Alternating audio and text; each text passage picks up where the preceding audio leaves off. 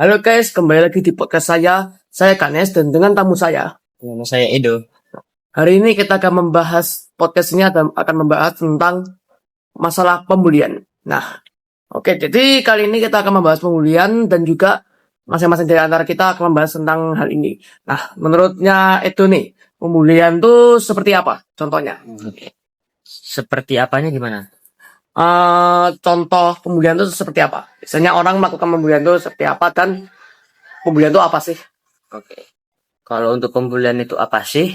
Pembulian itu seperti suatu kegiatan yang menghina suatu kelompok yang lebih rendah dari identitas pelakunya ya.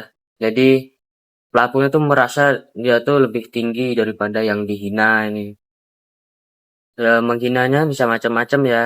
Bisa karena suatu alasan. Oh. Jadi kalau suatu alasan tuh mungkin seperti korbannya ini lebih rendah atau karena bisa pelaku iri dengki gitu ya. Bisa. Kalau iri dengki itu contohnya seperti apa? Kalau pernah lihat? Kalau iri dengki itu tuh contohnya mungkin ada di SMP ini ya. Itu karena dia ngelihat temannya menang terus dipanggil ke depan ke pas upacara gitu kan. Itu kan temannya pasti ada yang iri dengki. Ih, kok dia bisa kayak gitu sih? Nah, terus aku harus gimana ya? Nah, kadang itu pelaku bullying juga salah mengambil tindakan. Iri dengkinya tuh bukan memperbaiki dirinya, malah membuli orang yang dia iriin gitu ya. Oh, Iya, itu. nah, tentang pembulian nih ya. Sebelumnya itu pernah merasakan bully nggak dari seumur hidup ini? Oke, pernah sih, Mas SD ya. Itu jenis bullyingnya bullying verbal atau bullying yang dari ucapan ya. Dulu itu aku pernah diejek karena fisikku pendek ya dulu tuh. Lebih pendek daripada teman-teman yang sebaya. Nah, itu diejek. Jujur perasaannya dulu tuh sedikit kecewa dengan diri sendiri. Kenapa pertumbuhanku lambat gitu ya. Aku ngomong sendiri sama diri. Ya, memang sangat berdampak bagi kesehatan jiwa juga sih ya. Karena bisa bikin nggak fokus mau buat apa, fokusnya cuma ke bullying itu terus ya. Ya, sama ya seperti halnya saya juga dulu pernah dibully pastinya pas SD sama pas SMP. Kalau SD sampai SMP, paling ya bully juga sama seperti ucapan seperti itu kayak menghina nama ayah, bapak-bapak gitu. Bahkan ibu juga kayaknya banyak juga yang terkena seperti itu. Nah, menurutmu nih tuh, kalau pembulian ini bisa berdampak apa aja dari jenis-jenis juganya? Oke. Kalau jenis-jenis pembulian itu yang pertama adalah bullying verbal, itu bullying dari kata-kata atau ucapan yang keluar dari mulut pelaku.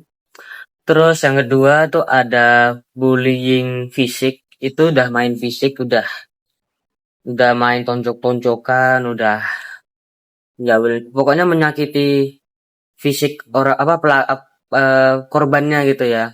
Terus yang ketiga tuh ada bullying, cyberbullying. Itu bullying yang bisa dilakukan di media digital atau medsos gitu ya. Gitu.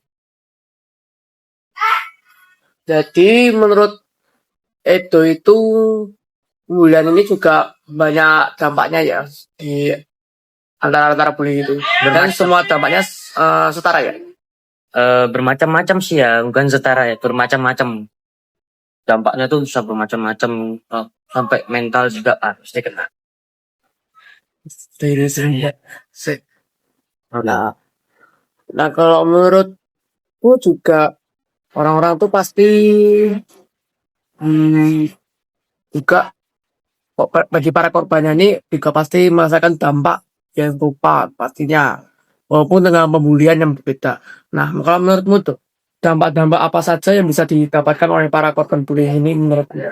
Pertama, Jelas udah pasti gangguan jiwa atau gangguan mental. Karena kan saat korban bullying ditembak terus dengan perkataan-perkataan atau perbuatan bullying yang menyakitkan, itu pasti membuat korban bullying merasa terganjal dengan kondisinya, merasa ya pokoknya ada tekanan dalam dirinya gitu. Dia bingung mau ngapain. Intinya dia bingung mau ngapain lagi untuk memberhentikan bullying ini gitu. Oh ya. Jadi banyak ya dampaknya di pembulian ini bagi para korban. Saya juga sering pastinya melihat ada para korban ini menjadi sering apa ya, lebih sering tidak percaya diri pastinya dan trauma ya pastinya itu. Kadang juga bisa adanya mohon maaf bunuh diri seperti itu ya. Nah, tapi saya juga nih sering melihat ada banyak berita-berita tentang pembulian pas lagi melihat medsos atau berita di TV seperti itu. Nah, menurutmu tanggapanmu itu seperti apa? Kalau menurutmu? Ini berita di media. Ya media sosial kadang bisa dan di TV juga pasti banyak hingga korbannya tuh jadi trauma dan juga ada yang sampai masuk rumah sakit karena dibully secara fisik. Nah, menurutmu tanggapannya seperti apa? Ya menurutku sih tindakan bullying itu ya memang sekejam itu sih menurutku ya. Itu sudah keterlaluan sih menurutku. Bullying itu memang tindakan yang paling keterlaluan sih. Ya sudah dibuktikan langsung di media-media TV, media-media sosial. Dampaknya itu sudah bisa dibuktikan lewat situ. Udah banyak korban yang mohon maaf bunuh diri, udah menyakiti dirinya sendiri. Itu sudah dibuktikan di media sosial dan TV. Ya seharusnya ya pelaku bullying sadar sih akan itu ya. Oke. Di sini saya juga ada beberapa pertanyaan.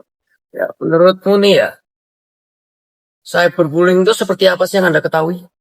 Oke, cyberbullying itu ya bullying tapi dilakukannya itu di media sosial. Contohnya seperti yang sering kita pakai WhatsApp, Instagram, TikTok. eh Dilakukannya itu bisa lewat kolom komentar, lewat chat, message gitu. Yang dikomenin juga postingan yang dikomenin tuh bisa ada bullyingnya tuh ada. Ya, jadi cyberbullying itu secara digital ya Pak? Ya, bullying secara digital. Nah, kalau Pelakunya anonim gitu. akunnya anonim. Kalau misalnya nih cyberbullying, nah biasanya tuh kalau cyberbullying itu pasti bisa membuat rencana jahat juga di grup-grup tertentu ya pastinya untuk Bisa. melakukan pembulian kepada si korbannya ini. Iya, karena kan mereka tuh ngincarnya di suatu kelompok tertentu ya, yang lebih rendah pokoknya daripada pelakunya. Oh iya, berarti cyberbullying ini lebih terasa rasa sakitnya ya daripada yang lainnya menurutnya. Atau setara? Eh, Sebenarnya sama aja ya. Bullying apapun jenisnya itu tetap rasanya pasti sakit ya. Nah, menurutmu nih, kalau kamu jadi korban bullying, sering dibully, kamu bakal melakukan hal apa? Pertama, pastinya refleksi diri dulu ya. Apa sih sebenarnya yang kurang dari diri? Apa yang sekiranya bisa diperbaiki untuk kedepannya, untuk diri kita sendiri, gitu kan? Eh, Bullying itu ya bisa diatasi sebenarnya dengan cara kita membuktikan bahwa kita itu nggak seperti ini. Ya, Ini bisa membuktikan kalau kita ini lebih tinggi ya kita dari kita tuh nggak seperti yang mereka ngomong itu bukan. Kita bisa buktikan gitu. Jadi juga kita bisa membuktikannya lewat prestasi juga ya. Kalau misalnya membulinya tentang tanpa prestasi atau apa gitu, nanti kita membuktikannya lewat hal itu, nanti kan melakukannya juga bisa terdiam pastinya. Pokoknya kan ya jadikan satu kata bullying pun itu jadi sebuah pelajaran dalam hidup kita gitu ya. Jadi biar kita juga bisa meningkatkan kemampuan diri kita gitu. Jadi apa menurutmu kata-kata bagi korban bullying? Kita itu adalah satu keluarga, kita itu sama-sama manusia. Ya, selayaknya keluarga, saling menghangatkan, saling solid ya, saling menjaga satu sama lain. Bagi pelaku bullying juga. Bullying itu tidak ada yang baik. Hal ini hanya bisa merugikan bagi pelaku dan juga bagi korban. Hal ini bisa disampaikan pastinya lewat tindakan pastinya. Kadang bullying itu bisa bikin menyesal di kemudian hari. Intinya kita harus saling menghargai teman. Tidak ada saling cetokan atau saling menghina ya, atau menghina. Kita saling menghargai teman, jangan ada rasisme ataupun hal-hal serupa yang menjadikan bullying itu hal yang wajar. Ini kita saling menghargai teman dan tidak membuli. Semua adalah satu keluarga. Oke. Jadi terima kasih kepada saudara itu telah mengikuti podcast saya pada hari ini dan sampai jumpa pada podcast lainnya jika ada.